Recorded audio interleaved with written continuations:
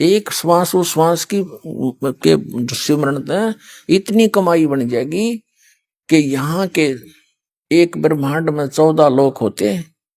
कहते 14 लोक भी उस दूसरी तराजू में रख दे, ताखड़ी में, एक पलड़े में, और एक तरफ रख दे इस एक सतनाम के सुमरण की कमाई वैल्यू। और 3 लोक, ये पृथ्वी लोक और तेरा पाताल और स्वर्ग लोक धर दे पासेंगे, यानी जिसकी कोई खाता ही नहीं किसी, वो तो सौदे में कोनी उस साइड में रख दी जाती है पासेंगे। और तो ना तुले तुलाया राम रंग हरी हो। अब गरीबदास जी कहने लगे भगवान जो आपकी आज्ञा, और कहा तुम जाकर समझा जनता को, मेरा गवाह बन बेटा, तेरे भाई बहन वहां कितने कष्ट उठा रहे, सारा जीवन खो देते हैं माया के पीछे, पेट के लिए, जीविका पूरी नहीं होती उनकी।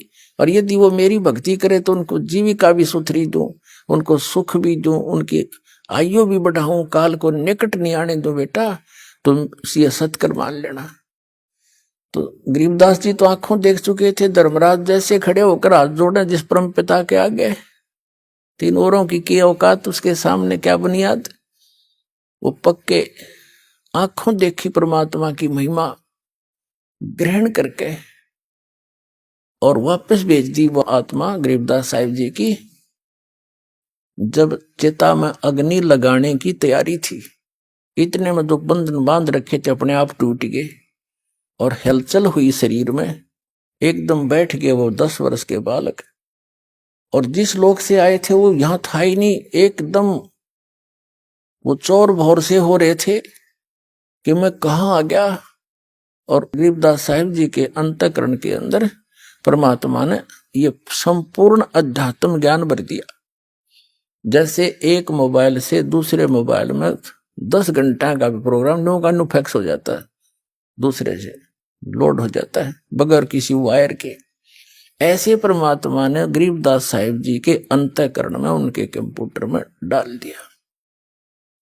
अब फिर वो वही कंप्यूटर बोले, जैसे नानक साहिब जी कहते हैं, वो तो भाई जैसे चाहिदा ऐसे बुलाईदा, वो तो जिसको जैसे चाहता है उससे वैसा ही बुलवाता है। तो उस गरीबदास साहिब जी ने खड़ा होकर के जो परमात्मा से प्राप्त ज्ञान को लोकोक्तियों के माध्यम से, दोहों के माध्यम से बोलना शुरू कर दिया।